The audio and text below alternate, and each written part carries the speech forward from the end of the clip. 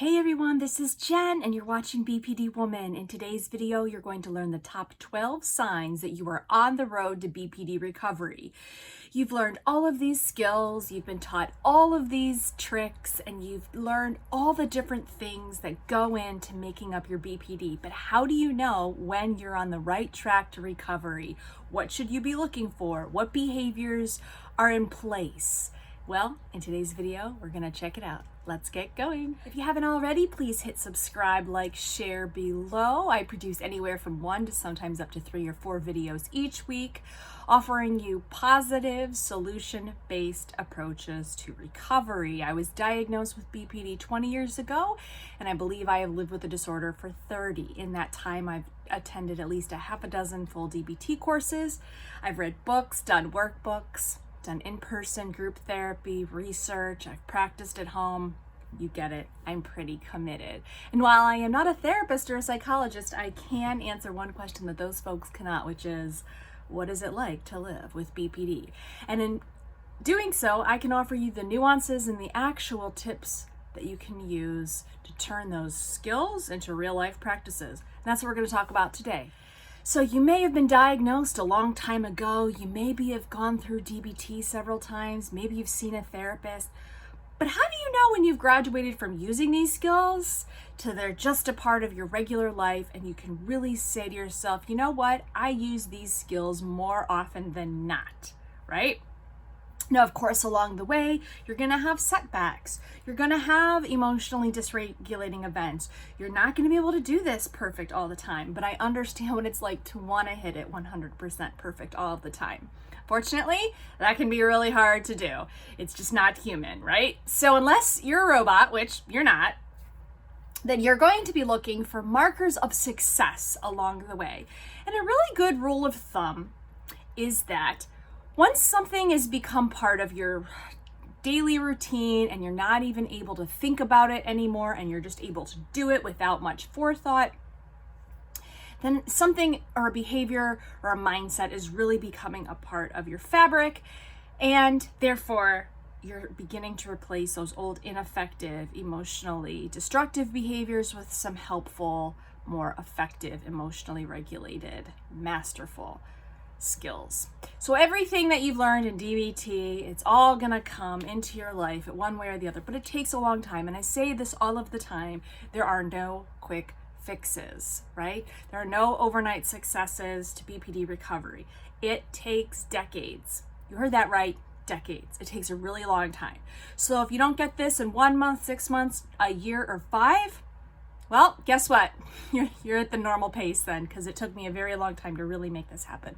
So today, let's talk about the 12 signs that you are on the road to recovery. Okay, let's get going. And I'm going to really start from the most obvious and go down to some of the things that may not seem the most obvious. Let's go. Well, the first component to realizing that you are on a road to recovery and that you're not using ineffective thought patterns is when you begin to use less black and white thinking and more gray zone thinking.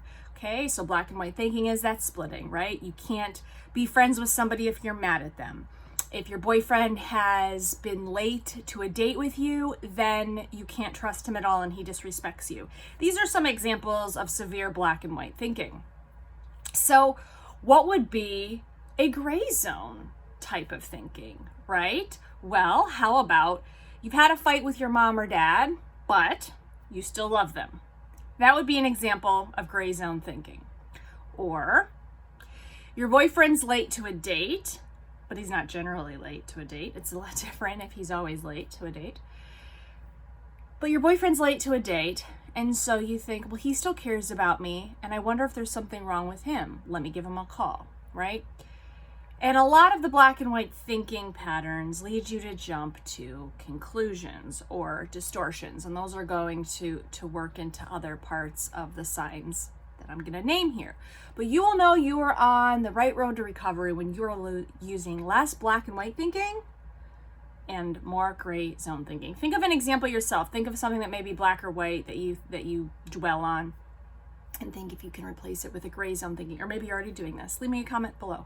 Number 2, second kind of obvious sign that you are on the road to recovery is that you know when you're in the middle of an emotionally dysregulated thought or you're having a cognitive distortion. So what are some instances of cognitive distortions? Well, black and white thinking is one. Catastrophizing, that's a good one for me. Catastrophizing is one of the cognitive distortions that I go to the most. So, the doctor hasn't called me back. It's because I have HIV and I'm gonna die, right? Or I didn't make enough money this month. I'm never gonna be able to buy a house, right? I don't have a lot of friends now. I'm always gonna be alone.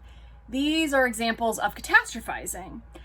And I know and I can recognize a lot more now if I am internalizing something and I know that I need to challenge that distortion.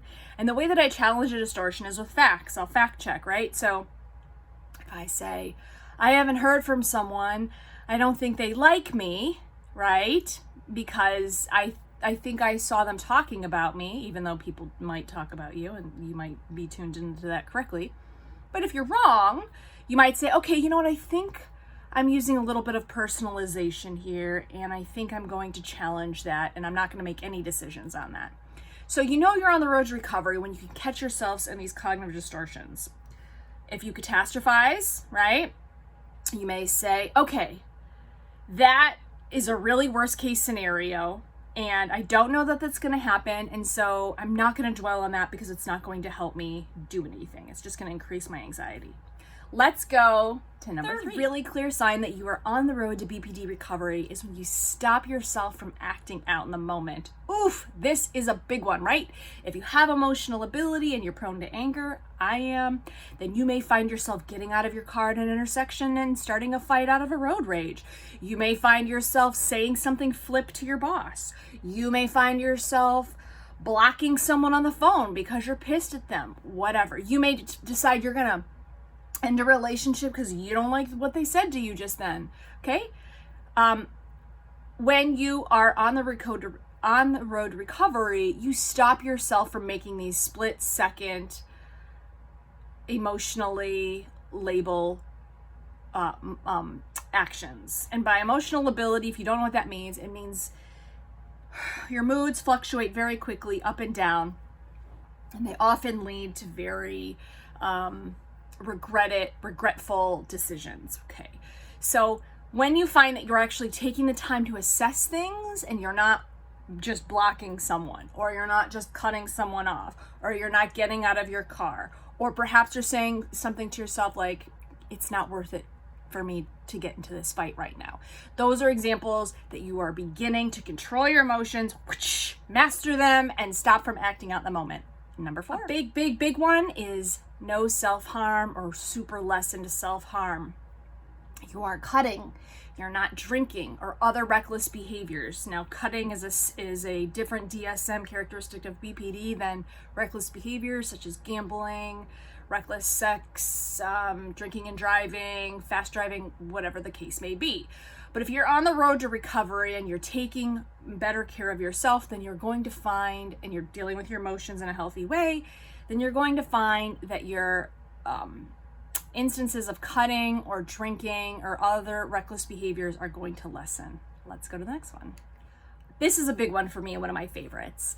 The 5th way that you can tell that you're really getting out of those old BPD behaviors and becoming on the road to recovery is that people can rely on you, that you become a reliable, dependable person.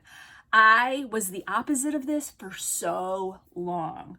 Will I come into work, right? Will I cover that shift? Will I show up to the party? Like, my mother was notorious at this, right? My grandmother used to say that whatever dish they asked my mother to bring for Thanksgiving, they would make sure they had a backup of that dish on hand because they knew she might cancel at the last minute. And you may know this person in your life is flaky, right? And now, how many times do you get flaked on before it becomes really old, really fast? Well, I don't like it. And when people you may know that you're becoming more reliable when people say you're always reliable, or, hey, it's not like you not to show up. Like, is everything okay? You may find that you never miss a meeting anymore. You may find that no matter what, you are where you are when you say you are. You may cancel your plans less with people, right? You know, I had a friend of a friend, and he, me, and she, a couple of weekends ago, were going to get together for putt-putt. And we talked about it. We all confirmed a few days before. And then on the morning, and this was going to be the first gathering outing that the three of us had. On the morning that we were all going to get together, he canceled, right? And so that's really flaky, unreliable. And I'm not, you know, my desire to make another plan with that guy really is like at zero now, because I don't know you. We've never hung out before, and now you're already canceling. So that's not really a good sign for me. And that's a really, really good way to isolate people and get them upset with you. So if you're finding that you're more reliable, congratulations, because you're on the road to recovery. Let's keep going. Another solid sign that you are on the road or code, whatever, to recovery is that you're not cutting and ending your relationships like that. If something goes wrong, you don't immediately say, well, that's it, right? You don't have a level of unrealistic perfection that you hold up in your relationships. Maybe a friend doesn't text you back for a week. Do you block them, or do you think, I don't know what's going on? Perhaps your boyfriend usually texts you in the morning, every morning, and for the last couple of mornings he hasn't. Do you ask him why, or do you say, well, that's it, he doesn't care about me, he must be having an affair, I'm gonna end the relationship, right? You let relationships, on the flip side, develop over time. You don't rush into relationships. You let things play out. And you're on cue and alert to behavior that would be problematic. You know, for instance, somebody who says, I love you right away, or that really wants to hurry the relationship, or really wants to immerse things or control you. When you are pushing that kind of behavior away and taking the relationship a lot slower, well, congratulations, because you're making more masterful, emotionally intelligent decisions, which means that you're on the road to recovery. Another one is when you're handling your anxiety in a healthy way. And primarily for me, when I have felt very anxious and kind of out of sorts, I would jump to conclusions. Because why? Well, we jump to these conclusions because we want to know right then, why is something going on? We don't like to sit with that uncertainty. And so sometimes it's easier for us to invent an explanation than waiting for the facts to play out. And so if you are, as you go along in your BPD recovery, if you're finding that you are jumping to less conclusions and letting things play out and using this phrase, I'm not sure. Okay, I'm not sure why I haven't heard from this person. I'm not sure how this is going to play out.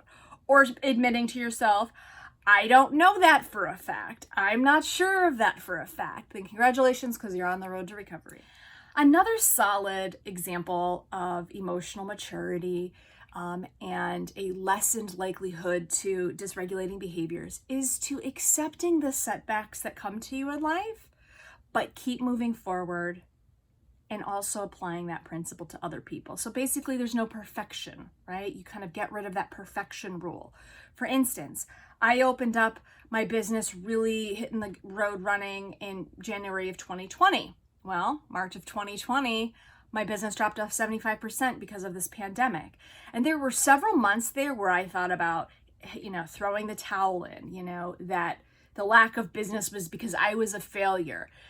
And eventually over time, with reassurance from others and, my own drawing to conclusions, I said, listen, this is an unprecedented event.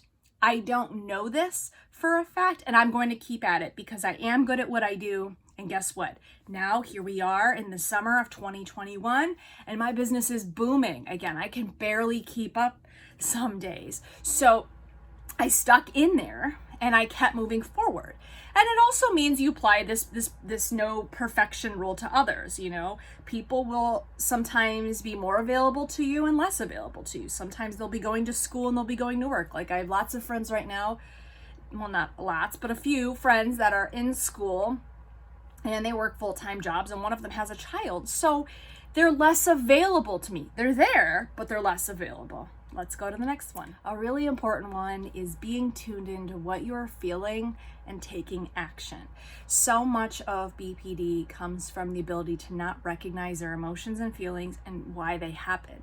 That's when I found myself in the midst of cutting, or the midst of arguments, or the midst of violence, right? Because I simply just didn't know what I was feeling, what that trigger was, and how to go about it. If your stomach is upset, right? Or if you are feeling really fatigued, perhaps you know what, I think I'm feeling really sad and run down and I need to take a few days to myself for self-care. That is an emotionally mature decision that tunes into identifying what emotions you're feeling and why, and setting off on a course to fix that. And that really goes into this last tip, which is that self-care. You take care of yourself. That could look like lots of things.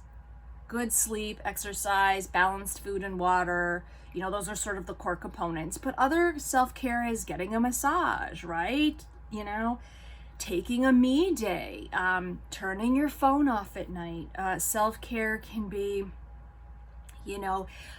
looking at your goal board and making your goals, right? And so these are sort of the biggest tips that you can look to as a marker of your success. And I encourage you as well to keep track of how you used to handle some situations in your life and how you handled some now. For instance, when I was upset, I would cut or drink or take pills. Now, I distract myself and I exercise, or I compartmentalize it, right? It's helpful to make, these decisions or these comparisons between the decisions that you used to make between kind of the ineffective way of handling something and the least or most ineffective, right? It's good. So you can because there are no gold stars in therapy, right? It's very rare someone's going to come out and say to you, hey, job well done. Hey, I noticed that you're not cutting as much anymore, right? People think that you should just do that because that's normal behavior. Why would you cut? That's not normal. Why would I congratulate you for not cutting? Well, you're going to congratulate yourself. Let me know what you think about these markers, and what are some markers that you have gone by, right? Are there things in your life that you can use as metrics to say, hey, I've done this really well and I feel more recovered? My name's Jen. You've been watching BPD Woman. Please like, share, comment, subscribe below. If you have a question, or if you would like to email me something private and not post it, you can do so by emailing me at womanbpd@gmail.com. And that's WOMANBPD@gmail.com. Until I see you next time, please be effective. Bye-bye.